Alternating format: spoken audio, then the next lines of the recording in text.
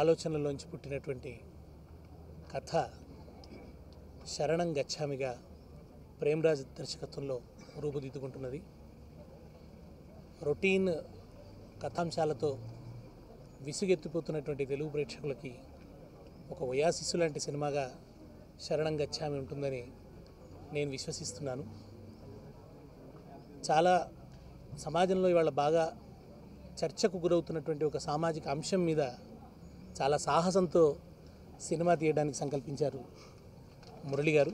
ఆయన సాహసాన్ని నేను మొట్టమొదట అభినందిస్తున్నాను.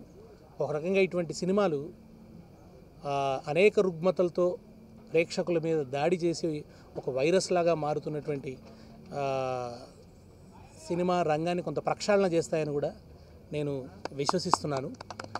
ముఖ్యంగా శరణం గచ్చామి అన్నది అంబేద్కర్ రాజ్యాంగ ప్రవేశికలో ప్రతిపాదించినటువంటి సామాజిక, ఆర్థిక, సాంస్కృతిక న్యాయం అన్ని వర్గాలకి, అన్ని వర్ణాలకి అందాలన్న విలువకు శరణం గచ్చామి అన్నదానికి ఒక కథానువాదం మురళి గారు చేశారు.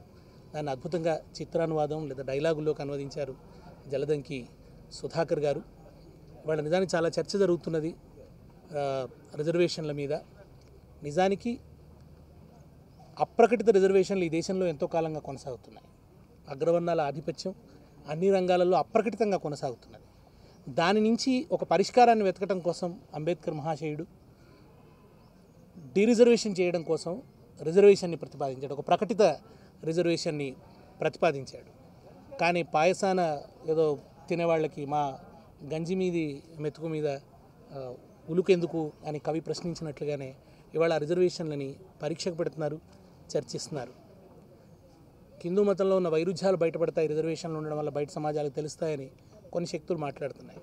కానీ ఇవాళకి ఇంకా బ్రాహ్మణోస్య ముఖమాసీత్ బాహురాజన్యకృత ఊరు తదస్య ద్వైశ్య పద్భ్యాగం శూద్రో అజాయత అని శూద్రులు బ్రహ్మ పాదాల నుంచి పుట్టినారనేటువంటి ఒక వికృతమైన భావజాలానికి ఇంకా భావదాస్యం చేస్తున్నది ఇక్కడి సాంస్కృతిక పరిస్థితులు.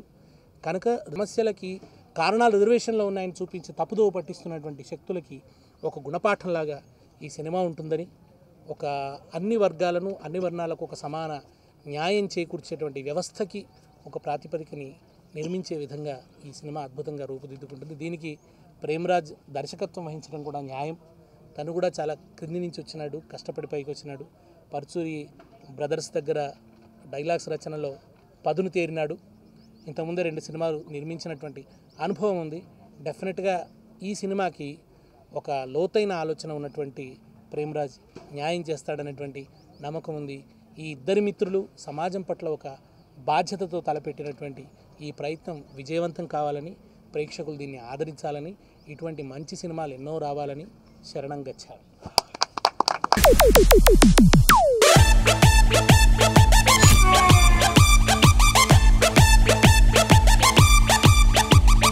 ఐ హేట్ స్మోకింగ్ అండి. ఇదిగో వీడి చచ్చాం. ఇక్కడ నుంచి సిగరెట్ అనేది మన బతుకు లగ్జరీ. రేట్లు బీభత్సంగా పెరిగిపోయాయి. నీలాంటి చీటర్ని, లయర్ని నా లవర్గా ఊహించుకోలేను. చీదిరమ్మ జీవితం.